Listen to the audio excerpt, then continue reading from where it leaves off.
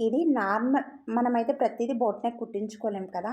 ఇది normal blouse neck design చాలా బావుంటుంది. ప్రతి ఒక్కరు కుట్టించుకుంటారు. ఒకసారైతే ట్రై చేయండి. బ్లౌజ్ హైట్ అయితే 14 ఇంచులు, షోల్డర్ 5.5 ఇంచులు, అలాగే ఆర్మ్ హోల్ కూడా 5.5 ఇంచులే.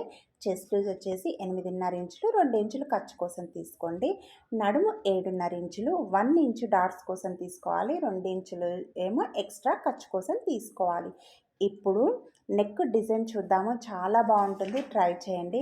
నెక్ డిజైన్ 2.5 ఇంచుల దగ్గర అయితే మార్క్ చేసుకోండి. ఇలా మార్క్ చేసుకున్న తర్వాత ఇప్పుడు 7 ఇంచుల దగ్గర ఆ 2.5 నుంచి టేపు ఇలా స్ట్రైట్గా పెట్టి 7 ఇంచుల దగ్గర ఒక మార్క్, 11 ఇంచుల దగ్గర ఒక మార్క్ అయితే చేయండి. ఇప్పుడు ఆ 2 ఇంచుల నుంచి 7 ఇంచులు 11 ఇంచులకి ఇలా స్ట్రెయిట్ లైన్ అయితే స్కేల్తో కొట్టండి. తర్వాత ఇప్పుడు ఆ లాస్ట్ మార్క్ ఉంది కదా, అక్కడ నుంచి ఇలా అడ్డంగా బాక్స్ అయితే గీసుకోండి. తర్వాత 7 ఇంచుల దగ్గర కూడా ఇలా అడ్డం ఒక లైన్ అయితే గీయండి. గీసిన తర్వాత ఇప్పుడు ఆ 7 ఇంచుల దగ్గర రౌండ్ నెక్ తీసుకోండి.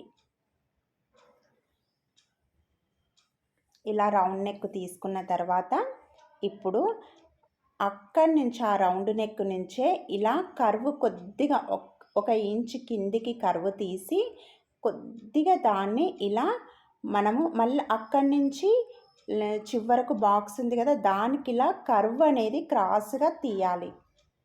అప్పుడు మనకు మంచి బ్లౌజ్ డిజైన్ అనేది వస్తుంది. ఈ డిజైన్ చాలా బాగుంటుంది. తప్పకుండా మీరైతే ట్రై చేస్తారు, అంటే మీకు నచ్చుతుంది. ఇప్పుడు మొత్తం కటింగ్ చేసిన తర్వాత ఈ డిజైన్ చూస్తే బాగుంది కదా అని అనుకుంటారు, అంత బాగుంటుంది.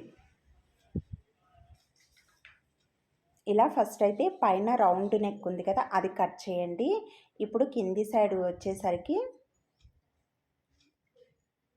ఇలా షేప్ అనేది పైనుండి ఇలా కిందికి కర్వ్ తీసి మళ్ళీ కింది నుంచి ఇలా పైకి కర్వ్ అనేది రావాలి. దీన్ని ఈ షేప్లో అయితే కట్ చేసుకోండి.